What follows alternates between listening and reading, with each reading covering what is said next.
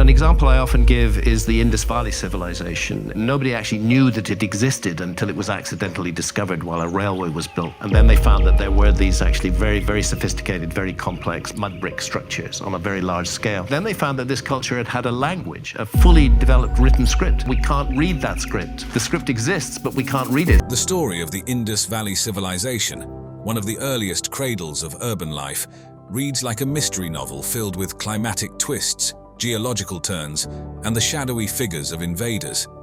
As we dive deep into the annals of ancient history, this civilization's gradual fade from the vibrant urban entity it once was around 1900 BCE to mere remnants by 1300 BCE has puzzled scholars and history buffs alike.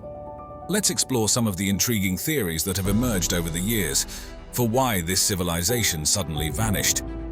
Imagine living in a city where the once reliable monsoon rains start becoming erratic around 2200 BCE. This wasn't just inconvenient, it was catastrophic.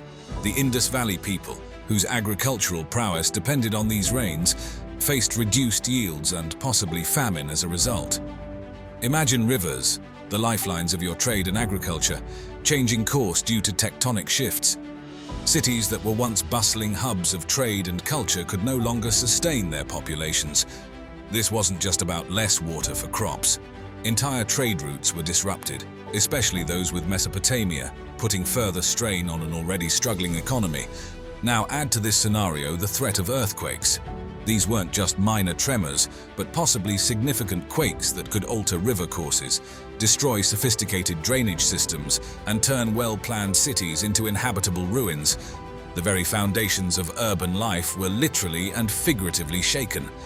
For a time, the theory of an invasion by nomadic Aryans gained traction, suggesting a dramatic end to the Indus Valley civilization. This theory, rooted in ancient texts like the Rig Veda, depicted a clash between the invading nomads and the settled peoples of the Indus Valley. However, the absence of clear archaeological evidence of such an invasion suggests that the civilization's decline was more a slow burn than a sudden collapse. Amidst these external pressures, internal societal and economic factors were at play. The strain of maintaining extensive urban centers alongside depleting resources could have led to social unrest and made these cities unsustainable. As trade with distant lands dwindled, possibly due to emerging competitors or shifts in trade routes, the economic backbone of the civilization weakened. When the British were laying down the tracks for the Indian railway system in the 19th century, they stumbled upon something extraordinary: ruins made of well-crafted bricks in the Punjab region. Little did they know, these bricks were the remnants of the Indus Valley civilization, a society that had vanished thousands of years before. At first, these ancient bricks found a new purpose under the wheels of progress, quite literally being used in railway construction. It's a bit ironic when you think about it, an ancient civilization helping to lay the foundations for modern transportation, all while its own story was buried in oblivion. Enter Alexander Cunningham in the 1870s, a man who could be seen as a detective in the realm of history. As the founder of the Archaeological Survey of India, Cunningham was among the first to take a scholarly interest in these ruins.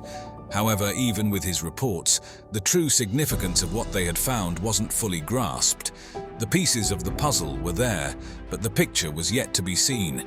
The plot thickens with Sir John Marshall, who took the helm of the ASI in the early 20th century. Under Marshall's direction, the ASI turned its gaze to the prehistoric past, setting the stage for a discovery that would challenge the narratives of urban civilization's origins.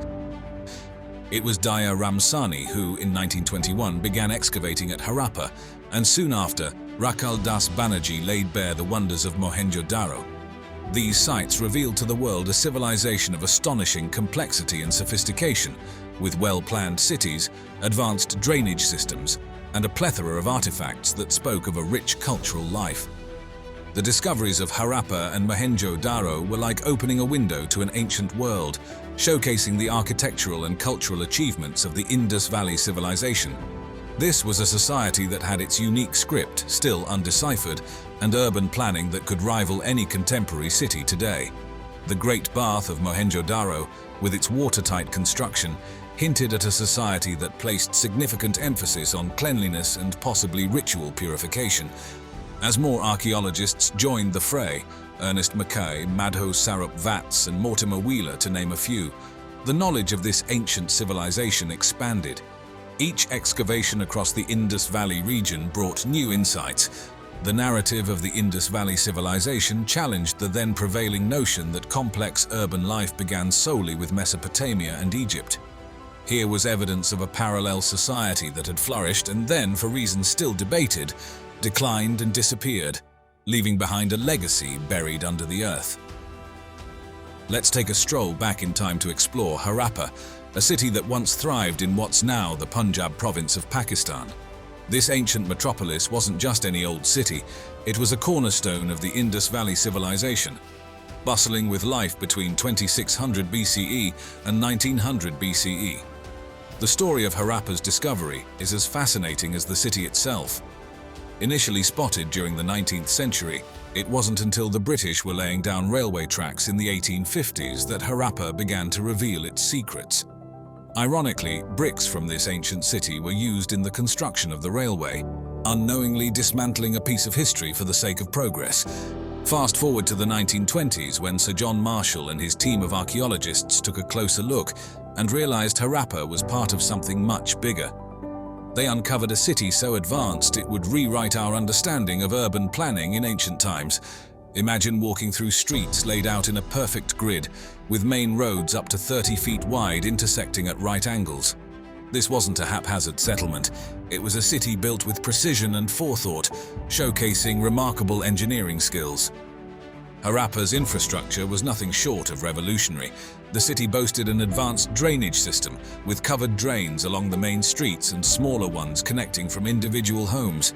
This emphasis on cleanliness and public health is something many modern cities could learn from, and the buildings, all constructed with standardized baked bricks, stood as a testament to the Harappans' knowledge of materials engineering, giving the city a unified look. But Harappa wasn't just about impressive streets and sanitation. The city was alive with bustling granaries, which were central to its food storage and distribution system. These weren't just any granaries. They were massive structures located near the city's heart, hinting at a well-organized governance system that ensured the population was well-fed. Diving into the everyday lives of Harappans, we find a society that valued comfort and cleanliness. Houses, ranging from simple dwellings to more elaborate homes, often had their own wells and bathrooms. This level of domestic luxury suggests a society where social stratification was present, but also one that placed a high importance on individual welfare. And then there are the artifacts, the seals engraved with animal figures and an undeciphered script that hint at a complex system of communication, trade, administration, or perhaps even ritual. The pottery and tools unearthed in Harappa, from utility wares to beautifully decorated pieces, reflect the diverse occupations and crafts practiced in the city, painting a picture of a vibrant, bustling community. Harappa was more than just a city. It was a beacon of urban civilization, showcasing advancements that were unparalleled for its time. Its discovery and excavation have not only provided us with a glimpse into ancient urban life, but also challenged our perceptions of ancient civilizations and their capabilities. Nestled in the Sindh province of Pakistan lies Mohenjo-Daro, a site that's not just an archaeological treasure, but a testament to the architectural genius of the Indus Valley civilization. This city, one of the most iconic remnants of ancient urban life, gives us a sneak peek into the lives of its people, their societal structure, and their unparalleled urban planning. The city was cleverly divided into two main areas: the lower city, bustling with residential and commercial life, and the Acropolis, where public and ceremonial buildings stood.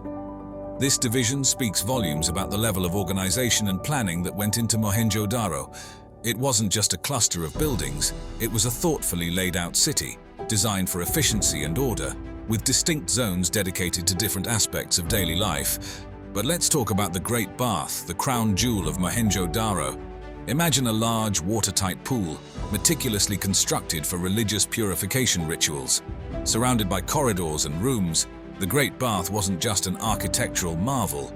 It was a central piece of the city's spiritual and communal life, emphasizing the importance of water not just for survival, but as a sacred element in their culture.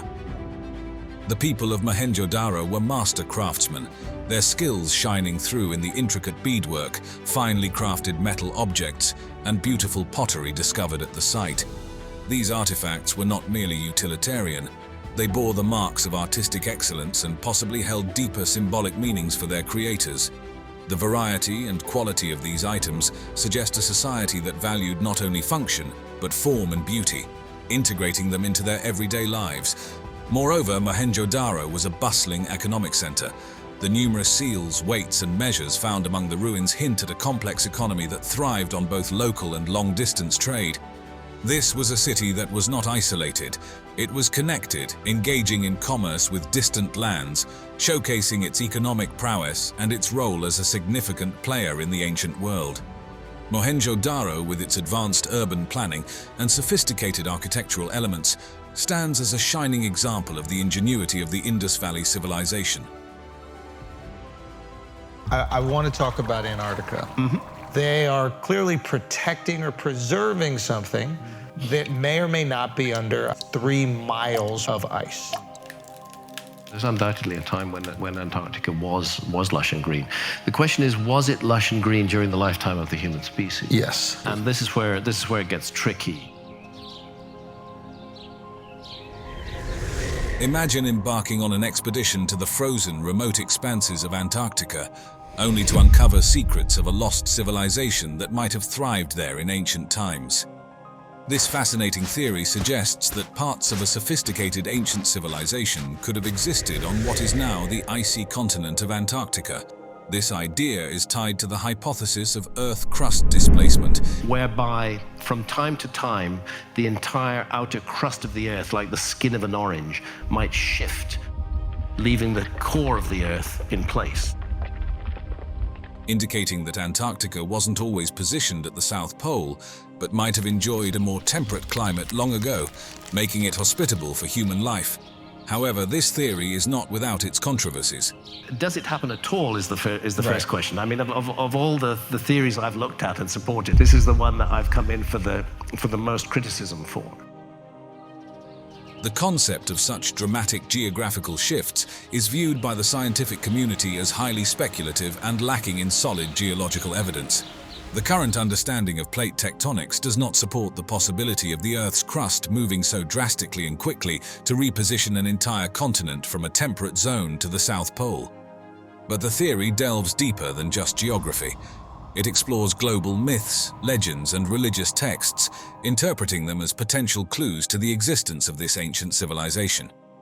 Tales of great floods and cataclysms found in these stories are not seen as mere fiction, but as allegorical records of real events that led to the downfall of this advanced society.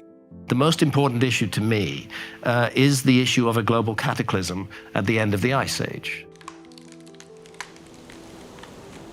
It is hypothesized that a major disaster, such as a flood or comet impact, could have been the cause of this civilization's disappearance from historical records, with survivors possibly dispersing around the globe and spreading their advanced knowledge to other emerging cultures. Of course, the most important are the flooded continental shelves. Sea level rose 400 feet at the end of the last ice age. Let's be clear, this was a rise that was extended over a period of 11 or 12,000 years. It did not rise 400 feet overnight. This leads to another intriguing aspect of the theory, the influence of this lost civilization on later societies. It is believed that the remnants of this ancient society played a significant role in shaping the development of well-known ancient cultures, such as the Egyptians and Sumerians. Similarities in architectural structures and astronomical alignments across different ancient sites are cited as evidence of a shared origin of knowledge. This suggests that these early civilizations might have inherited advanced architectural techniques, astronomical insights, and possibly other lost technologies and wisdom from their predecessors. The discovery of the technique to do longitudes that actually show the world as it looks during the last ice age suggests that somebody during the last ice age was mapping the world. Imagine a world where an advanced civilization flourished tens of thousands of years ago, long before the Sumerians of Mesopotamia marked what we consider the dawn of civilization around 6,000 years ago. This bold claim challenges the conventional timeline of history, suggesting that this sophisticated society existed during the last ice age or even earlier, presenting a significant puzzle for mainstream historical narratives that typically view complex societies and state-level civilizations as relatively recent developments. The evidence pointed to is as fascinating as it is controversial. It highlights the architectural marvels of megalithic structures like Göbekli Tepe in Turkey, the iconic Stonehenge in England, and the majestic pyramids of Egypt and Mesoamerica. One of the many ways that Göbekli Tepe, I think, is going to prove to be a game changer is it's going to require us to reconsider our whole dating sequence on megalithic sites around the world. These ancient constructs are not just stone monuments but testimonies to an advanced knowledge of architecture, engineering, and astronomy. Precise astronomical alignments of these structures, such as the alignment of the Great Pyramids with Orion's Belt or the solstices and equinoxes at Stonehenge, underscore a sophisticated understanding of the heavens. This expertise suggests that the people who built these monuments had a deep comprehension of celestial bodies, seasons, and cycles. The theory extends beyond monumental architecture. It proposes that this civilization possessed advanced navigational skills, which could explain how similar architectural styles and astronomical knowledge appeared across vast distances, transcending oceans and continents. The scale, precision, and complexity of these megalithic structures indicate technological and engineering skills far beyond what has traditionally been attributed to prehistoric societies. Furthermore, the alignment of ancient monuments with astronomical phenomena hints at a comprehensive grasp of astronomy, deeply integrated into their cultural and religious practices. Evidence of sophisticated urban planning evident in the ruins of ancient cities suggests advanced societal organization and knowledge of city building. The global spread of similar architectural and astronomical insights among disparate ancient cultures indicates a shared source of advanced knowledge. This could have been disseminated by survivors of this prehistoric society, whose legacy might be the foundation upon which later civilizations built their own achievements. Journey back to the Eocene epoch and you'd discover Antarctica vastly different from the icy, remote continent familiar to us today. This fascinating period reveals a past where Antarctica wasn't engulfed in ice but was bustling with life. During the Eocene, Antarctica occupied the same position over the South Pole as it does currently. Yet the global climate was substantially warmer, enabling the continent to support a climate far removed from the frozen desert we recognize now. There was a lush rainforest that is now covered in miles of ice. Yeah, that's probably true. The Earth's climate was very different from how it is today. This era marked a time of significant change, with continental drift following the breakup of the supercontinent Pangaea. As part of the Gondwana fragment, Antarctica was gradually moving to its present isolated position, while continents like Australia and South America began to drift away, modifying ocean currents and climatic conditions. A notable difference from today's Antarctica was the absence of the vast ice sheet that currently covers the continent. The Eocene's elevated global temperatures meant Antarctica was devoid of this extensive ice cover, which had profound implications for the planet's climate. The lack of ice's high albedo effect, which reflects solar radiation, resulted in an even warmer Earth's climate. The tectonic activity during the Eocene was crucial in reshaping our world. The breakup of Gondwana persisted, and the formation of the Drake Passage between Antarctica and South America began to physically isolate the continent. This isolation marked a critical juncture in Antarctica's climatic history. Another significant development was the formation of the Antarctic Circumpolar Current towards the end of the Eocene, or at the beginning of the Oligocene. As the world's largest ocean current encircling Antarctica, the ACC played a vital role in the thermal isolation of the continent. By circulating cold water, it established a climatic barrier that kept warmer waters at bay, leading to the cooling and eventual glaciation of Antarctica. Fossil evidence breathes life into the Eocene Antarctica, with forests of beeches, conifers, and ferns indicating a much warmer and more humid climate than today's icy conditions. These fossils, including those of plants and pollen, demonstrate that the continent once supported a diverse range of flora and fauna. Sea levels during the Eocene were significantly higher due to the absence of large ice caps and the warmer global temperatures. This resulted in different coastal configurations, with areas now above water being submerged at that time. The elevated sea levels and warmer temperatures fostered a rich and diverse marine ecosystem, distinct from the current Antarctic marine life. Thus, when we contemplate Antarctica today, it's essential to remember that this icy continent once experienced a vastly different past, one that was warmer, brimming with life, and played a pivotal role in Earth's geological and climatic history. The Eocene epoch, a captivating chapter in Earth's history characterized by dramatic climatic shifts and significant transformations in life on our planet. This period, stretching from about 56 to 34 million years ago, is nestled within the Paleogene period of the Cenozoic era, famously known as the Age of Mammals. This era marked the flourishing of mammals, taking the stage after the dinosaurs exited at the end of the Cretaceous period. The Eocene sits between the Paleocene and the Oligocene epochs, with each phase documenting crucial geological, climatic, and biological shifts. Tectonic plates were on the move towards their current positions, influencing the oceans and sculpting the climate in profound ways.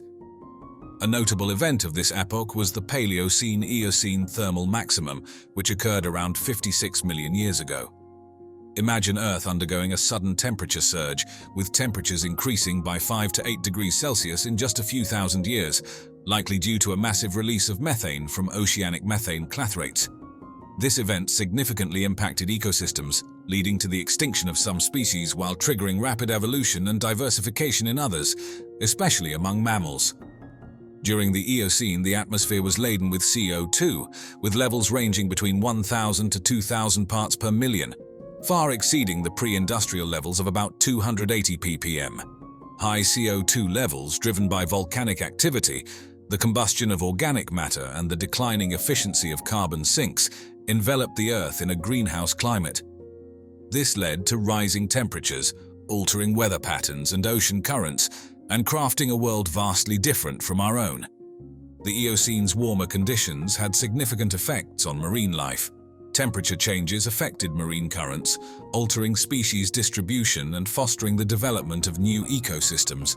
It was a period of change, new beginnings, and dramatic shifts that laid the groundwork for the planet's future.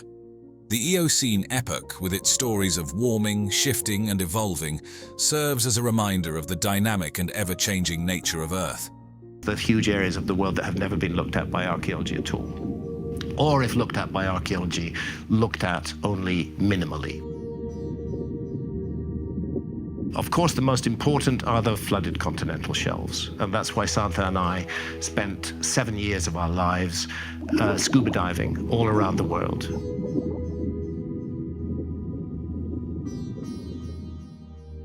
Nestled at the westernmost edge of the Saurashtra Peninsula in what is now the state of Gujarat, India, the ancient city of Dwarka offers a narrative that is as rich in spirituality and mythology as it is in historical urban development. The calculation is that 27 million square kilometers that was above water during the Ice Age is underwater now. The city's strategic positioning near the confluence of the Gomati River and the Arabian Sea played a pivotal role not just in safeguarding it from potential invaders, but also in bolstering maritime trade and fostering connections with other parts of the ancient world. This geographical advantage, coupled with the city being enveloped by water on all sides, either as a peninsula or a series of islands, crafted a natural fortress that was a challenge for any adversary to overcome. Most of human civilization has been organized around water, right? And as the water levels change, some of those ancient cities could be completely covered. We did a lot of diving in southern India, so it was great for her to be able to talk in their own language to Tamil fishermen and Tamil divers and see if they'd seen any weird stuff underwater, which they certainly had. Moreover, the Gomati River's proximity not only enhanced the city's scenic beauty, but also served as a crucial lifeline for its residents. Dwarka's urban landscape, as depicted in ancient texts, was nothing short of architectural grandeur. The city boasted of meticulously planned streets, a state-of-the-art drainage system, and formidable fortifications, all of which were divided into well-defined sectors for residential, commercial, and administrative purposes. We know that it's been underwater for about 6,000 or 7,000 years, but the question is, how long before that was it made? How long did it stand there above water? This level of urban planning and civil engineering sophistication showcases an advanced understanding of city management and infrastructure development, making Dwarka a marvel in ancient urban planning. The city's defensive structures, including a series of gates and fortifications, underscored the thoughtful defensive strategy employed in its construction. These were not merely architectural feats, but were strategically designed to regulate access and provide unwavering protection against invasions. Such architectural and strategic prowess points to a high degree of sophistication and indicates that Dwarka was a city that blended beauty with brains, making it a formidable entity in the ancient world. You're coming across statues underwater, you're coming across columns underwater. It's just magical in diving on an underwater city. Diving into the depths off the coast of modern-day Dwarka in Gujarat, India, archaeologists have embarked on marine explorations that have significantly advanced our understanding of the ancient city's grandeur and the sophisticated civilization that once flourished there. These underwater explorations have brought to light submerged structures, stone foundations, walls, pillars and steps that many believe were part of the legendary Dwarka, a city of immense importance in Hindu scriptures. The discovery of such elaborate underwater architecture points towards the advanced engineering and construction techniques of the time, hinting at a society that was far ahead of its contemporaries in terms of urban planning and infrastructure development. The use of modern technology, including sonar scanning, diving explorations, and underwater photography, has been instrumental in mapping out the submerged city, providing us with a clearer picture of its complexity and the scale at which it operated. But the revelations don't stop at structures. A plethora of artifacts unearthed both from the seabed and land excavations near Dwarka tell tales of a culturally rich and economically prosperous society. The remnants of well-laid streets and an elaborate drainage system underscore a high degree of urban planning, indicative of a society that valued organization, environmental health, and the well-being of its citizens. Moreover, the variety of materials discovered suggests Dwarka was a bustling hub of trade and cultural exchange, maintaining connections with other civilizations of its time. This diversity not only showcases the city's economic vitality, but also its cultural openness and dynamism. But perhaps what's most fascinating is the chronological evidence unearthed through radiocarbon dating. We have to accept that civilization in India is at least 5,000 years old. The largely and correctly discredited notion of an Aryan invasion of India needs to be abandoned. Some artifacts and structural components of the submerged city have been dated back to the 2nd millennium BCE, aligning Dwarka's timeline with that of Lord Krishna, as described in traditional beliefs and ancient texts. This dating not only cements Dwarka's place as a significant cultural, religious, and economic center in the ancient world, but also bridges the gap between mythological narratives and historical reality. These archaeological findings offer a tangible framework to understand the evolution of urban settlements in ancient India, shedding light on societal structures, trade practices, and the cultural dynamics of the time. As we piece together clues from the past, Dwarka holds a special place in the tapestry of Hindu mythology and Indian ancient history, not just for its divine origins, but also for the mystery and majesty that encompass its story. At the heart of Dwarka's legend is its foundation by Lord Krishna, a pivotal figure in Hinduism revered across various traditions. The epic tales from the Mahabharata and the Bhagavata Purana tell us of Krishna's quest to protect his people from persistent threats, leading to the establishment of this city. It wasn't just a random choice. Krishna was strategic, opting for a location that offered natural defenses and prosperous living conditions for his subjects. Positioned on the western coast, Dwarka was a fortress against adversaries, thanks to its geographical advantages and access to vital sea routes that facilitated trade and communication. This city wasn't just a safe haven, it was a symbol of divine protection and ingenuity, blending spiritual significance with architectural splendor. The story of Dwarka, with its grand buildings and eventual mysterious submergence, captures the imagination, making it a subject of fascination and reverence.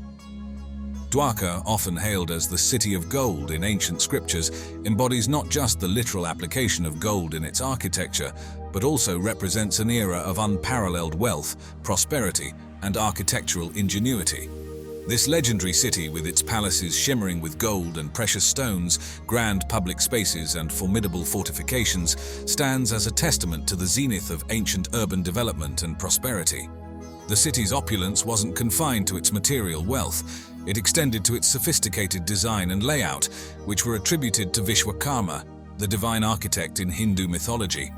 Commissioned by Lord Krishna, Vishwakarma's vision for Dwarka was nothing short of architectural brilliance. The planning of Dwarka was meticulously executed, with distinct zones for residential quarters, marketplaces, temples, and public buildings. This segregation ensured that the city functioned efficiently, with each area serving its purpose without encroaching on another. The residential quarters, designed for comfort and accessibility, were likely constructed with not just security in mind, but also aesthetics, ensuring that the city's inhabitants lived in an environment that was safe, beautiful, and harmonious with nature. But perhaps the most captivating tale of Dwarka is its mysterious submergence. The submergence of those sites is largely because of subsidence of land rather than sea level rise, because it's relatively recent. Legend has it that following Lord Krishna's departure from this world, the city met its end, swallowed by the sea. This story isn't just a pivotal chapter in Hindu mythology, marking the end of an era and the onset of Kali Yuga. It has also piqued the interest of archaeologists and historians.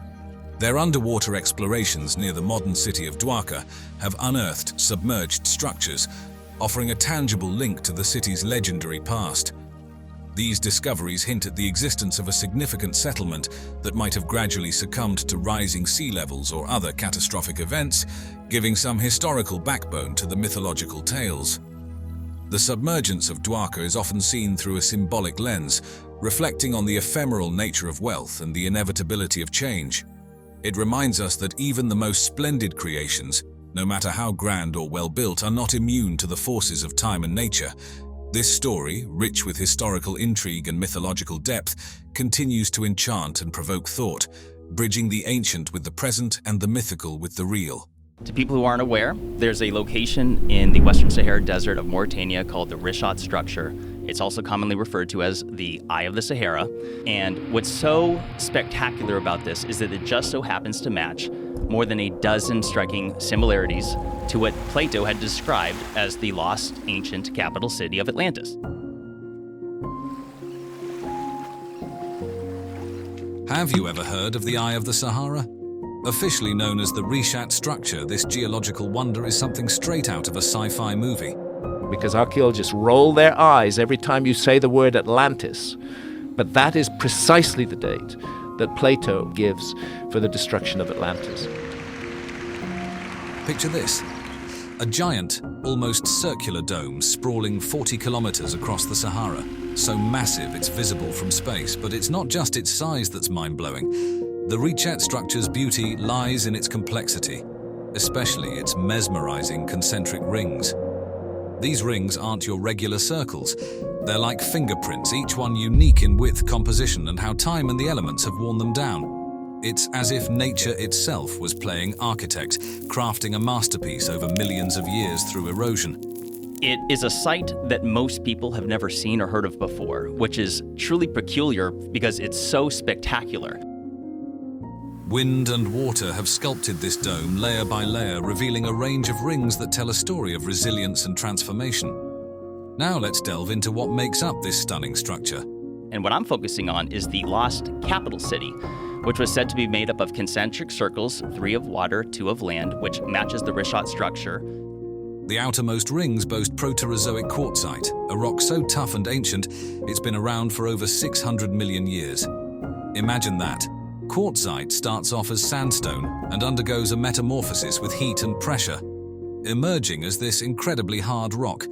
Move inward, and the materials shift to softer, sedimentary rocks like limestone, which forms in marine environments, and sandstone, composed of tiny mineral grains. At the heart of the Rishat structure, there's a fascinating mix called siliceous breccia, essentially a jumble of angular rock fragments bonded together, often found in volcanic areas or places with a lot of geological action. The Rishat structure is not just a feast for the eyes, it's a geologist's dream. The variety of rock types and the formation's history offer a rare glimpse into the Earth's geological processes. When you dive into the origins of the Rishat structure, also known as the Eye of the Sahara, you're essentially unpacking a geological mystery that's been in the making for millions of years. At the heart of this mystery is the uplifted dome theory. which geologists lean towards when explaining how this stunning feature came to be. Imagine the Earth's crust getting a gentle nudge from below, creating a bulge on the surface. Over eons, wind and water went to work on this dome, chiseling away at it. But here's the catch, not all rocks are made the same. Some are tougher, others are softer, so they didn't all erode at the same pace. This selective erosion crafted the Richat structure's iconic concentric rings, each layer telling a story of resilience and time. But wait, there's a twist in the tale thanks to Jimmy Corsetti. The question becomes, is it big enough to be a city with possibly millions of people? Because the way it was described is that it was a city that was said to be busy all day, all night, rich in trade, with languages spoken from all over. He floats a rather intriguing idea that maybe, just maybe, ancient humans had a hand in sculpting the Richat structure.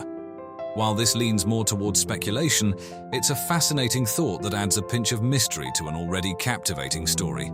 Now let's talk about the Sahara Desert, the Richat structure's vast, arid home. This desert environment, with its relentless wind erosion, has been a key player in shaping the structure. But remember, the Sahara wasn't always a desert. And what people don't realize is that Sahara Africa, up until about 4,500 to 5,000 years ago, was totally green. It has seen its fair share of climatic roller coasters over millions of years, each phase leaving its mark on the rate and style of erosion at the site. The rocks at the Richat structure are ancient historians, some dating back over 600 million years, offering a glimpse into the Earth's early days, continental drifts, and the dawn of life. The creation of the Richat structure wasn't an overnight affair. It was a marathon of geological activity, from the shifting of tectonic plates to the whims of climate change, all contributing to the structure's unique appearance. Erosion played the role of the sculptor, methodically revealing the different layers of rock beneath. One of the most striking aspects of the Richat structure is its near-perfect circular pattern, a feature so distinctive that astronauts use it as a space landmark. Even if you went to Mauritania, so you could see this from space, astronauts use it as a locator, and they weren't really familiar or aware of it until the Gemini missions in the early 1960s. It's a mesmerizing pattern that stands out in the vastness of the Sahara. Plato's tales of Atlantis, nestled within his dialogues Timaeus and Critias, really do spark the imagination, don't they? Written in the 4th century BC, at a time when Athens was basking in its golden era of philosophy and culture, Plato wasn't just any philosopher. He was a master of exploring deep concepts about society, ethics, and the nature of reality itself. Through these dialogues, it's like he's engaging in a spirited chat, using his characters to weave through various ideas and viewpoints. Then there's Atlantis, this mythical island city that Plato claimed existed beyond the Pillars of Hercules, which we commonly associate with the Strait of Gibraltar today. He didn't hold back on the details, portraying Atlantis as a gargantuan landmass, outstripping the size of Libya and Asia put together. The description of its layout is nothing short of fascinating, featuring a series of concentric rings of land and sea that would have required an extraordinary feat of engineering to construct, with its elaborate canals and bridges.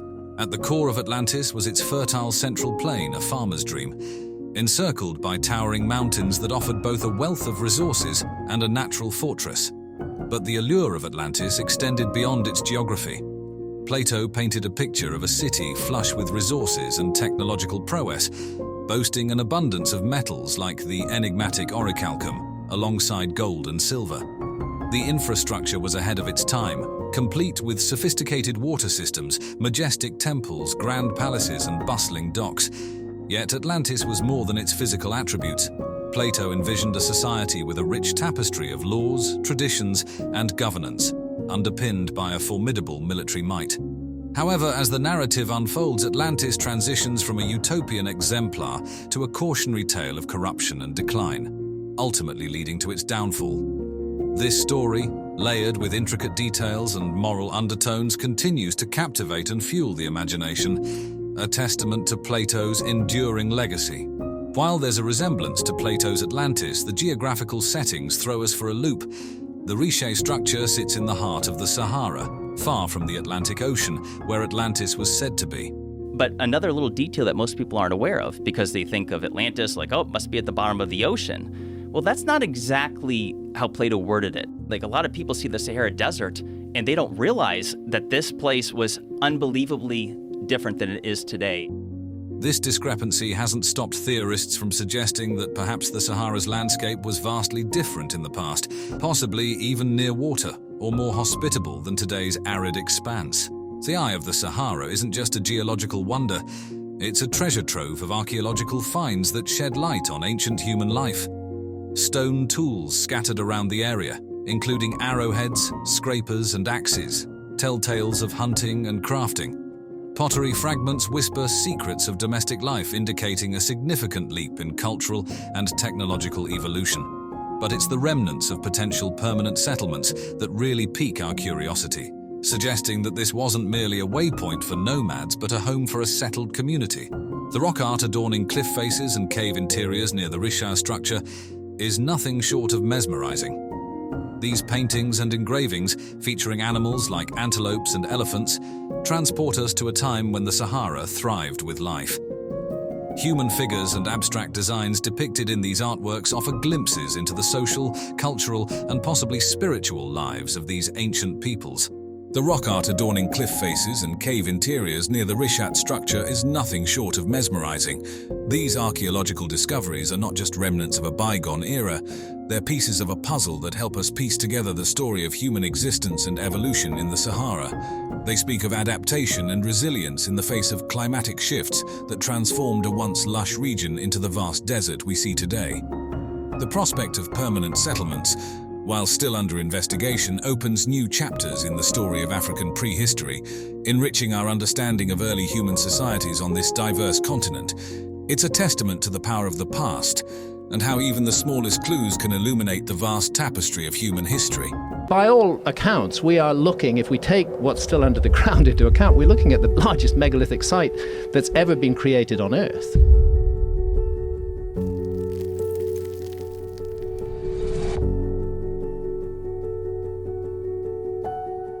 Göbekli Tepe is a site that truly boggles the mind, taking us back over 11,000 years to a time when prehistoric peoples demonstrated remarkable capabilities that challenge our understanding of early human civilization. The sudden appearance, 7,000 years before Stonehenge, of a megalithic site that dwarfs Stonehenge, to me that's a mystery, and it's really worth inquiring into. Imagine this. Massive stone pillars, each carved from limestone using nothing more than simple stone tools. It's a task that would require not just considerable skill, but a collective effort from a group of people who had yet to discover the wheel or metal tools. These pillars weren't just any stones, they were shaped into T-forms, a design that's unique to Göbekli Tepe, standing up to 5.5 meters tall and weighing up to 20 tons. One of the many ways that Göbekli Tepe, I think, is going to prove to be a game changer is it's going to require us to reconsider our whole dating sequence on megalithic sites around the world. The effort to transport and erect these massive stones without modern technology is nothing short of astonishing. Using levers, ropes, and wooden sledges, the people of Göbekli Tepe managed to move these enormous stones over considerable distances, a testament to their ingenuity and teamwork. This wasn't a small feat, it required a high level of social organization and cooperation, suggesting that this community was far from the nomadic bands of hunter-gatherers we often imagine. But why did archaeologists tell us for so long hunter-gatherers couldn't do it, and we needed agricultural populations that could generate surpluses that could pay for the specialists that was the theory. Instead, they were capable of complex planning and communal effort, likely driven by shared beliefs and common goals. The technological innovation and architectural planning evident in Göbekli Tepe's construction are truly ahead of their time. The precision in the carving and erection of the pillars, along with the thoughtful layout of the site, show an advanced understanding of stone masonry and basic engineering principles.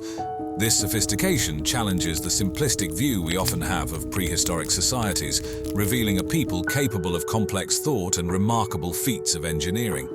When you dive into the story of Göbekli Tepe, you're not just exploring ancient ruins, you're stepping into a world where prehistoric peoples pulled off engineering marvels that would be daunting even by today's standards.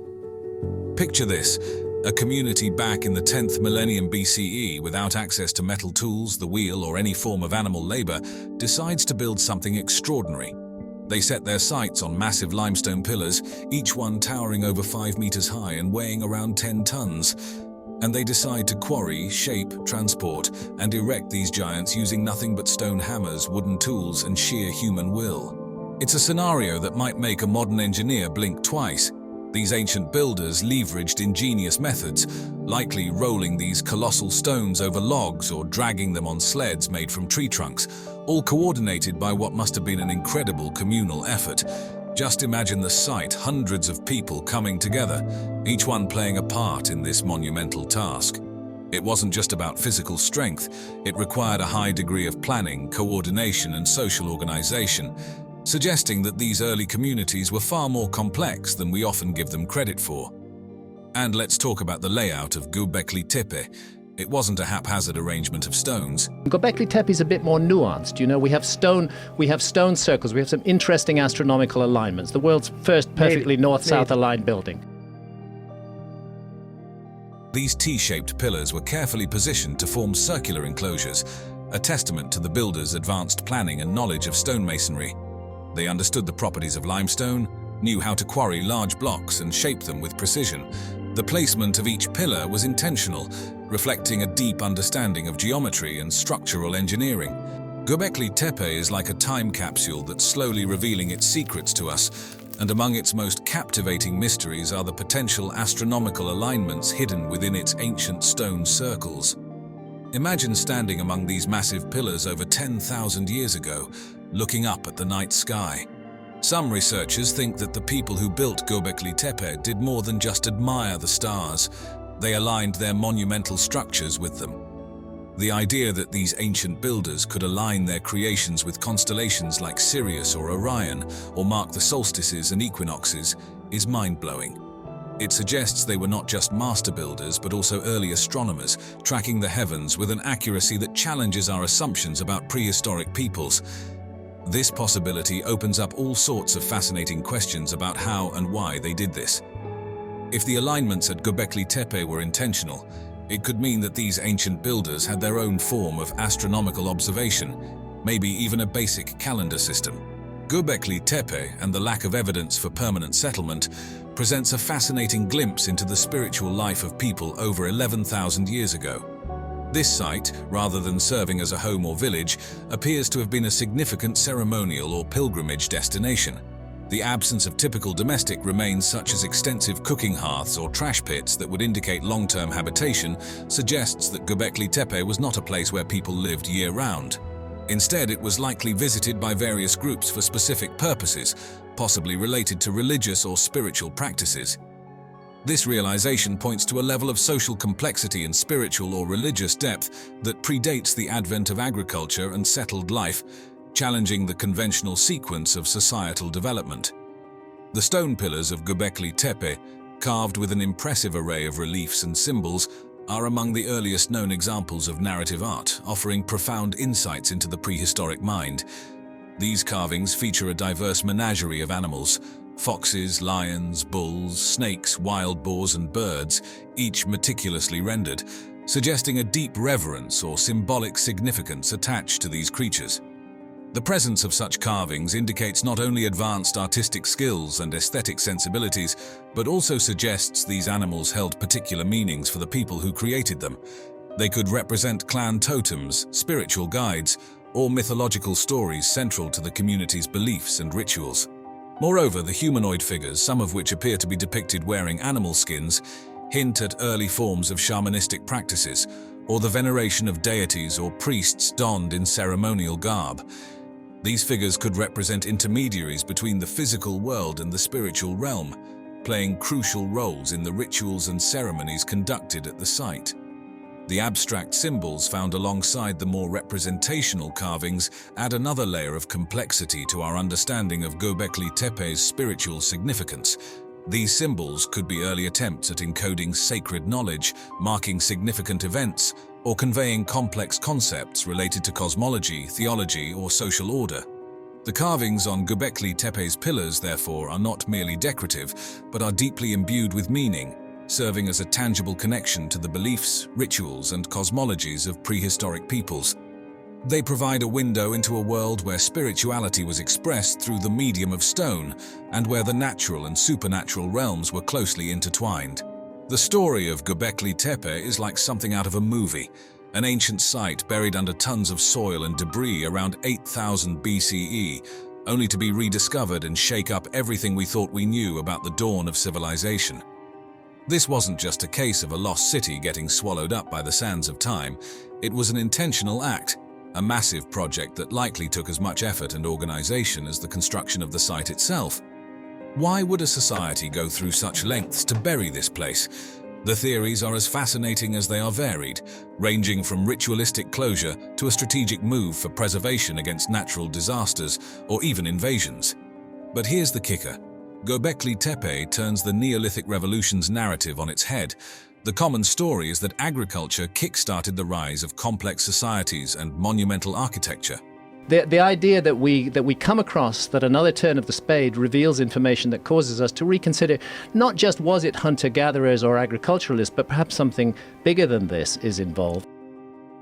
Yet here we have an elaborate complex built by hunter-gatherers long before farming took hold. It suggests that the impulse to gather for religious or ceremonial reasons might have been a driving force behind settling down and forming communities. This discovery forces us to rethink not just the timeline of human history, but the very factors that drive societal development. Göbekli Tepe shows us that hunter-gatherer societies were capable of a level of organization, cooperation, and spiritual expression that we usually only attribute to settled farming communities. It hints at a world where shared beliefs and rituals were the glue that held societies together, potentially paving the way for the transition to a sedentary lifestyle. But he found evidence of deliberate burial in a very complicated, difficult cave system, which you can hardly access. The archaeological establishment descended on him like a ton of bricks and tried to find all kinds of reasons why it couldn't possibly be. Did you know about the mysterious Osiris shaft hidden away on the Giza Plateau? This intriguing archaeological site, tucked away from the more famous Great Pyramids and the Sphinx, has a story that's slowly been coming to light over the years. While the big monuments grabbed all the early attention, the Osiris shaft waited quietly for its turn in the spotlight. Would it be fair to say that there's an element of a rediscovery of a Yes. lost technology from the past? I think it would be fair to say that, yes.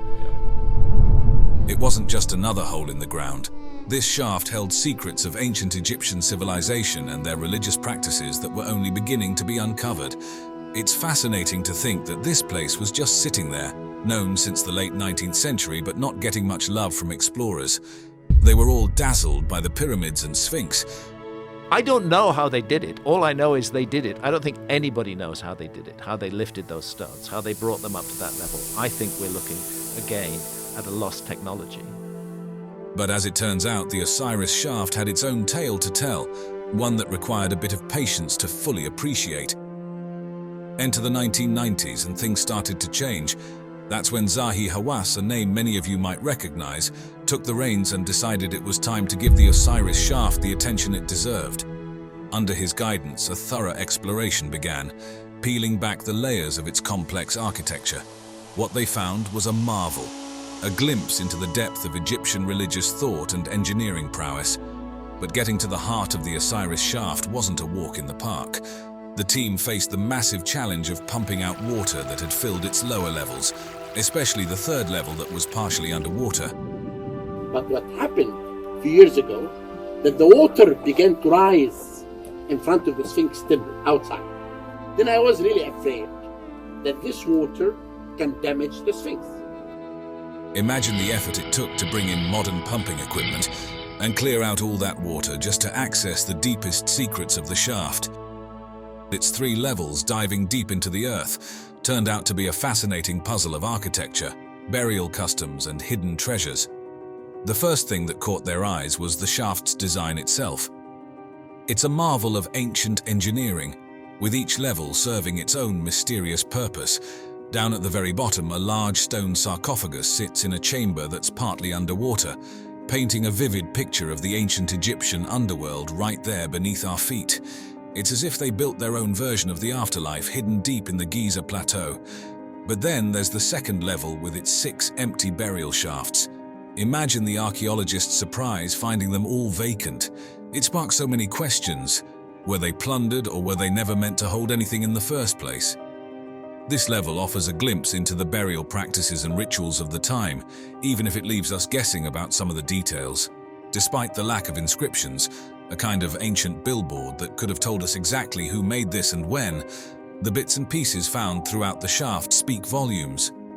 Pottery shards, fragments of stone vessels, and other small artifacts serve as breadcrumbs leading us back in time, suggesting that the Osiris shaft might hail from the New Kingdom period.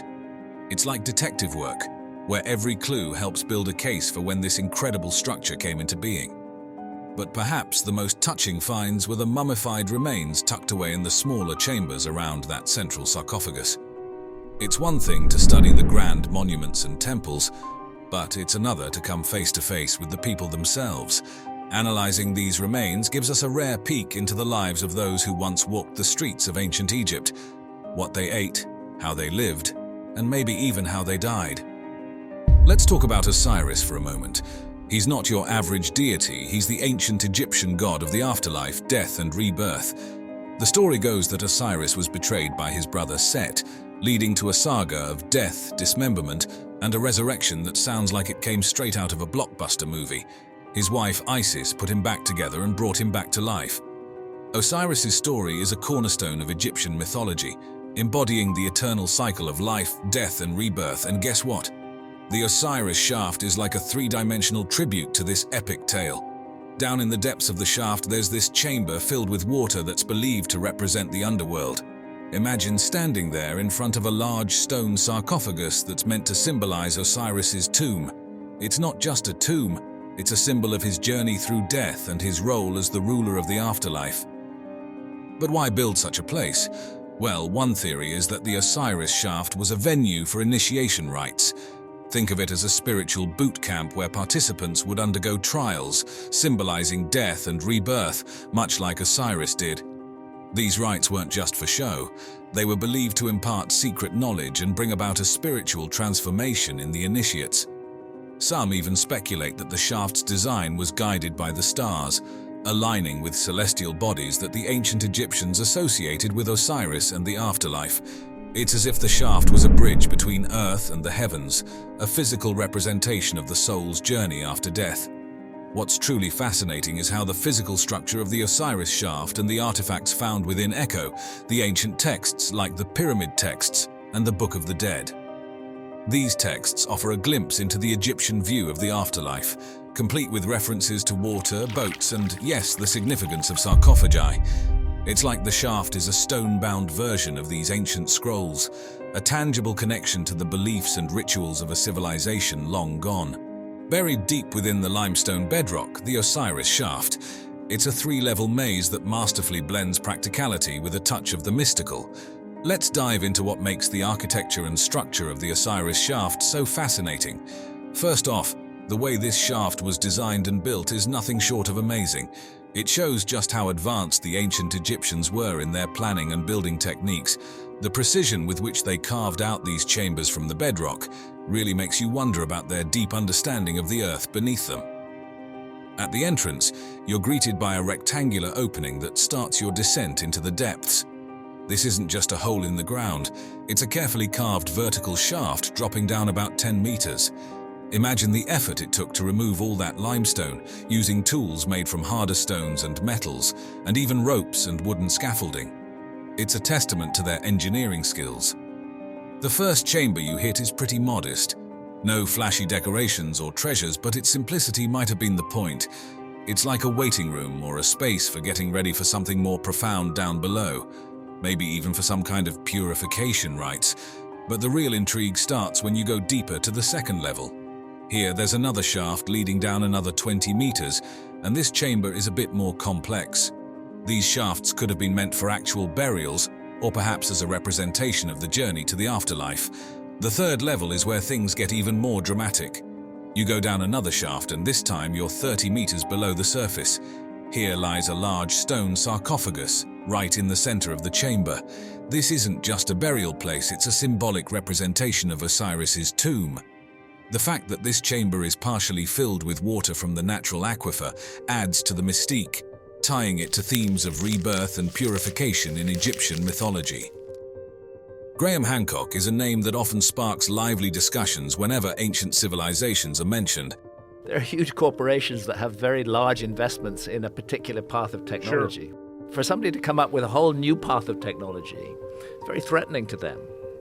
Known for his captivating books like Fingerprints of the Gods and Magicians of the Gods, Hancock is no stranger to controversy, especially with his theories that challenge the mainstream archaeological narrative. Today, let's dive into how Hancock's unconventional ideas might shed new light on the mysterious Osiris shaft. They fell there, something like that. All of them? Yeah, all Over of them. many and years? somehow buried themselves under the topsoil. At the core of Hancock's theories is the tantalizing notion of a lost advanced civilization. This isn't just any civilization, but one that supposedly predates all known history, equipped with knowledge in astronomy, architecture, and mathematics that far exceeds what we'd expect from our ancient ancestors. Hancock might say the Osiris shaft, with its intricate design and possible astronomical alignments, serves as a kind of time capsule from this sophisticated society. Could it be that this ancient marvel is much older than we think, or that it was built with wisdom handed down from this enigmatic civilization? Hancock's fascination doesn't stop at architecture. He's also keenly interested in how these ancient structures align with the stars. While he hasn't specifically pinpointed the Osiris shaft in his star maps, it's easy to imagine it fitting neatly into his grand scheme of things. Could the shaft's orientation hint at a connection to celestial events or constellations tied to Osiris and the themes of death and rebirth? Hancock's work suggests that many of Egypt's ancient monuments are part of a larger cosmic blueprint, and the Osiris shaft might just be another piece of that puzzle. One of the more dramatic elements of Hancock's theories involves global cataclysms, particularly those caused by comet impacts around 12,800 to 11,600 years ago, during what's known as the Younger Dryas. He proposes that these catastrophic events could have wiped out the advanced civilization he theorizes about. So, when we look at the water filling the lower levels of the Osiris shaft, Hancock might see it as more than just groundwater seepage. He could interpret it as a deliberate nod to the ancient deluges, a symbol of the world-altering floods that his hypothesized civilization endured. Do you think there have been multiple ancient cataclysms?